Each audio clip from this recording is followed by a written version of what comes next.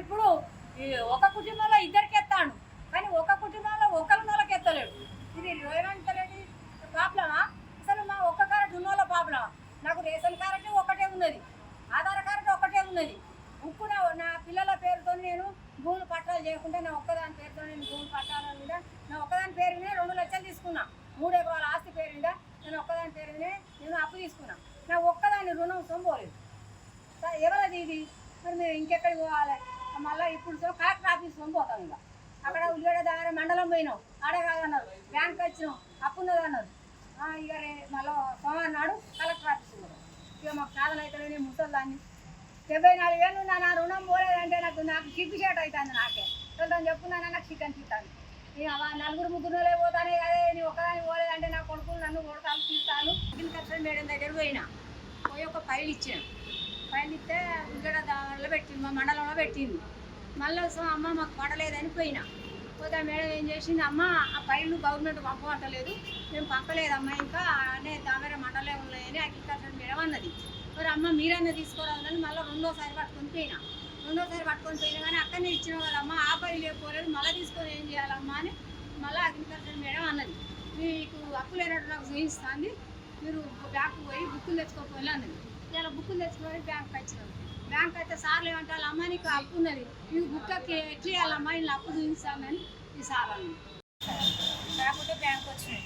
Bank వస్తే అవుతుంది అని చెప్తే వెళ్ళిపోయినా అగ్రికల్చర్ ఆఫీసర్ దగ్గర పోయి రుణమాఫీ కాలేదు సార్ మాకు మేడం అని అంటే, మీకు నో డాటా బ్యాంకులో లోన్ తీసుకున్నట్టుగా చూపెట్టానమ్మా, నువ్వు ఒకసారి బ్యాంకు అని అంటే బ్యాంకు మొన్న వచ్చినాం. సార్ కలపలేదు. కలెక్టర్ ఆఫీస్కి పోతే బ్యాంకులో అనే విషయం అక్కడ మాకేం తెలియదమ్మా అని పంపించేసినాక నేను మళ్ళీ ఇవాళ బ్యాంక్ వచ్చాను. బ్యాంక్ వస్తే చేస్తామా అని అంటాను, కానీ అది ఎంతవరకు నిజమా అబద్ధం పోతే చూడాలి. చాలా సార్లు వచ్చిన బ్యాంకు ఇవాళ వచ్చిన సార్ నో డాటా అసలు బ్యాంకు లోన్ తీసుకున్నట్టుగానే చూపెడతాను సార్ మా పాస్బుక్ కేబీలో లోన్ తీసుకున్నట్టు ఉన్నది కదా అంటే ఆ మేడం రమ్మంటే ఆ మేడం రాలేదు. కలెక్టర్ ఆఫీస్ పోయి మాట్లాడాలి అని అంటున్నాను. మరి ఎట్లనో ఇక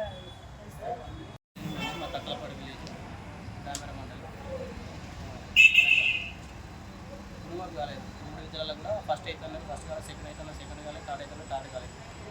రైతు వేదికలు ఇవ్వాలి దాని వల్ల అంటే పట్టా 10 జిరాక్స్ తీసుకుపోయి అదే 10 జిరాక్స్ తీసుకుపోయి ప్రాబ్లం ఉందని చెప్పేసి అక్కడ ఇవ్వాలంటే అక్కడ కూడా ఇచ్చేసినాం. రైతు వేదికల థర్డ్ విధులు అంతవరకు చూసుకుంటున్నాం. ఆగస్ట్ 5 నుంచి ఇప్పుడు అక్కడ బ్యాంకు చుట్టూ తిరుగుతున్నాం, అధికారుల ఆఫీసులు చుట్టూ తిరుగుతున్నాం, మళ్ళీ ఆఫీస్ తిరుగుతున్నాం, రైతు వేదికలు తిరుగుతున్నాం.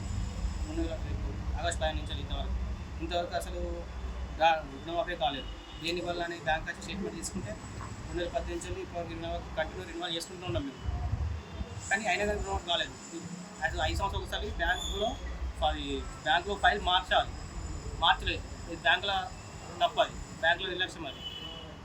ఆ నెంబర్ మారింది అనుకోండి, 5 మారితే ఇప్పుడు మాకు 2018 కిందే చూస్తుంది. మీరు బ్యాంక్ రెన్యువల్ చేసుకుంటున్నాం కంటిన్యూ 2018 నుంచి 2020 10 రోజుల ముందే మొత్తం ఇంట్రెస్ట్తో సహా కట్టుకుంటే పోతున్నాం. అయినా కానీ మాకు రుణమాఫీ కాలేదు. ఏం కట్టకుండా ఉన్న వాళ్ళే ఆ 2018 ఏం కట్టకుండా అప్పుడు తీసుకొని కట్టకుండా ఇప్పటికి 7-8 సంవత్సరాలు కట్టుకున్న వాళ్ళే రుణమాఫీ అయినాయి. అంటే మీరు రెగ్యులర్ కట్టేది మా తప్ప. వ్యవసాయాధికారులు ఏమంటారు? వ్యవసాయాధికారులు నో డాటా అంటే మీరు బ్యాంకులో ఖాతా లేదు, ఏం లేదు, మీరు రుణం తీసుకోవాలి అంటున్నారు. వీళ్ళు అంటారా ఇవి నోటీస్ ఇస్తున్నాను, అమ్మ మీకు మీరు ఉన్న బ్యాంకులో ఉన్నాయి, ఆ బుక్లో బిల్లునే పెట్టిన బ్యాంకులో ఉన్నాయి, కట్టాలి మీరు అని వీళ్ళు అంటారు. నెక్స్ట్ మీ పరిస్థితి? ఆ పరిస్థితి ఉంది సార్. మరి ఈ బ్యాంకులు తీసుకుని అర్థం నెక్స్ట్ కలెక్టర్ ఆఫీస్ పోతుంది, కలెక్టర్ ఆఫీస్ నోటీస్ ఇస్తూ ఉంటాయి.